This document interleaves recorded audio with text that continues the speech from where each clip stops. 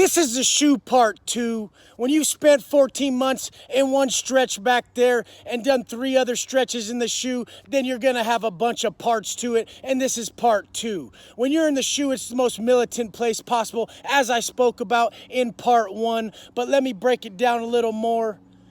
I don't fucking care. You're getting up at 3:30. I don't give a shit if it's your birthday or Jesus's birthday. You're getting up and you're programming because it's time for roll call. The second we get up, you're going to hear the Southsiders doing their roll call. I've already been up for 45 minutes. That's why I still get up at 2:45 till this day, because I like to get my shit out the way before roll call. And the first roll call is the Southsiders. They're sounding off to their people. They're showing their respect, and they're making sure that everybody's up ready to program. The next set of roll call is the white boys. We wake up. We show respect to our people. We address all the active white men and give them their respect. We say, good morning, and then they say, thank you, and we keep it moving. That's how we start our morning. Then we get into a workout. Some people go lay it back down. I never lay it back down. We're on this shit 24/7. In the fucking shoe, there's GP, there's PC, there's everybody. There's one thing that a GP motherfucker, general population, never does is address a PC piece of shit motherfucker. They're gonna try to hijack your roll call. They're gonna talk shit during your roll call. They're gonna talk shit the whole time, because that's what pieces of shit do. They talk shit. Real motherfuckers keep their mouth fucking closed, and they handle business when they see them. Much respect to everybody who handles business when they see people. They don't just talk about it. All my respect to you. But anyways, we never address PCs unless it's time to get busy. When it's time to get busy, you book that motherfucker. If you don't got your piece on you, you're slipping. And if you do got a piece on you, you're handling fucking business. This is how it works. PCs are dropouts, known as DOs, PCs, whatever. A motherfucker, last time I was in the shoe, my last stretch, the 14-month one, we were in the cages, and some new booty officer, some CO, some new ass motherfucker brought a piece of shit out to yard with us. Everybody asked him who he was, and he said he was a DO. That means he's a dropout. We said, who you fuck with? And he said that. So we knew he was fucking done. He wouldn't even come to the cages, and me and my celly's cage was touching his.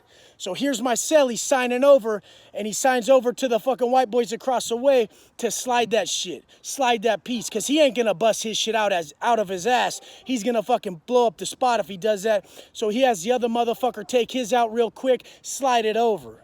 So he fished it over. We have a fishing line out there, and we're fishing shit between the cages, right across. The homeboy across the cage was from SKS, from the IE, a solid-ass homeboy.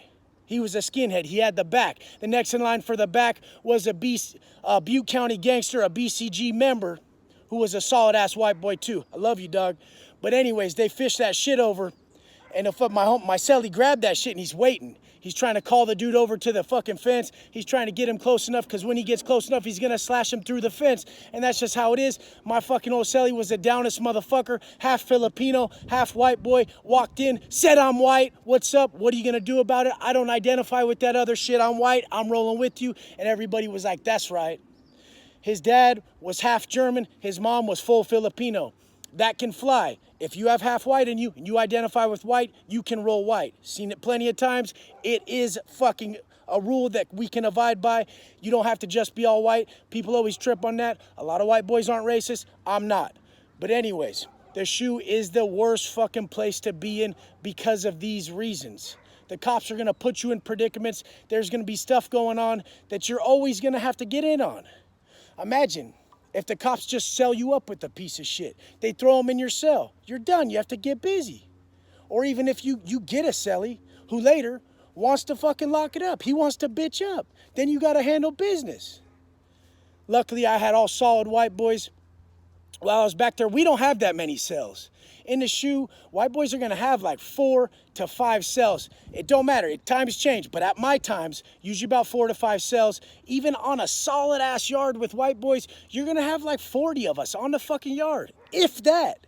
So many of them locked it up over time, over that dope, over that bullshit, that it became a problem, and we lost a lot of good dudes. That's why that fucking no hands policy's in effect. That's why that drug debt policy's in effect. That's why we keep it that way. Always do what you can with what you got where you're at. That's how I got this way. Just because the door was closed and there was no mirrors didn't mean I was going to sit on my ass and drink coffee and have pastries. I knew I was creating this. You know you're creating that. This is your choice. This is your vision. Your fucking direct habits create who the fuck you are. Done. There's nothing you can say about it. When you end up in the shoe, you roll back there and we're going to call out to you. We're going to tell you, homeboy, shoot your paperwork. Your paperwork when you roll in the shoe is going to be your 114. It's a lockup order. It tells you why you're back there. And a piece of shit motherfucker ain't going to produce that because it's going to say on his paperwork, I'm a piece of shit. And he ain't going to send that over. So he's just going to announce that he locked it up. He's a bitch. He bitched up. That's what we call it. PCM means bitching up, locking it up, being a fucking straight punk. That's what it is. So anyways, in the back, we're trading off workouts with the homies. When I was actually back there, they were doing burpees every fucking day. So I switched it up with them. I said, let's do fucking upper body one day, lower body the next day, and then finish off with our 88s and do that. Let's just not do burpees the whole motherfucking time. Let's work the lower body, which we did. And we would bring a braided ass rope out there, do pull-ups too. So we got everything in. And when I went in the house, I hit fucking bag work too. This is the thing. I'm not saying I'm special. I'm saying it's work ethic. I'm saying when everyone else is sitting down, are you willing to get the fuck up? When everyone else wants a way out, are you looking for a way in? I'm always looking for a way in. So should you, because nobody is fucking special, especially not me. So when you're going through these times, these trying times in the shoe, it's always gonna be fucking drama. These fools are all drama because there's still dope back there. And when there's dope, there's drama. That's how life is. Fools who are clear-headed and they got goals, they got plans, they don't cause bitch-ass drama. That shit's bitch. It's just what it is. I lived like that. When I lived like that, I was a bitch.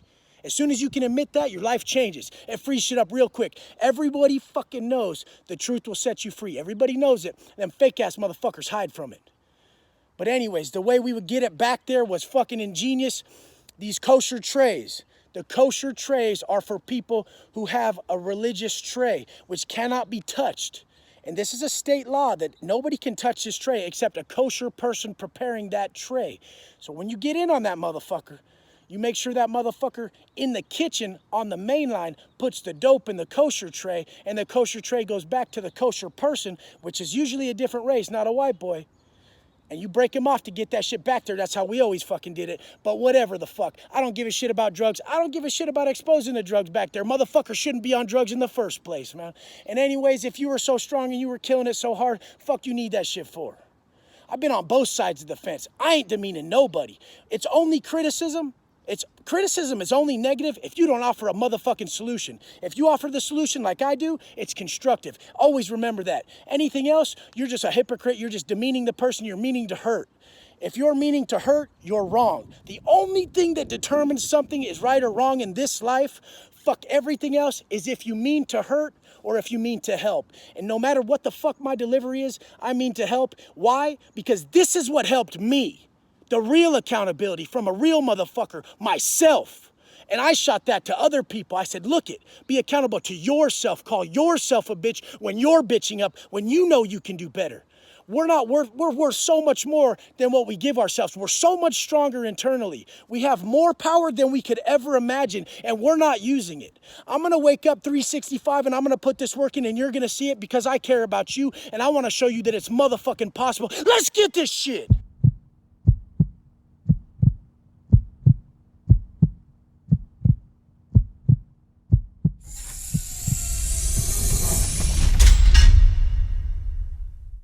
I said it a million times. I said it a million times. I'll say it a fucking again. Hire for attitude, train for motherfucking skill.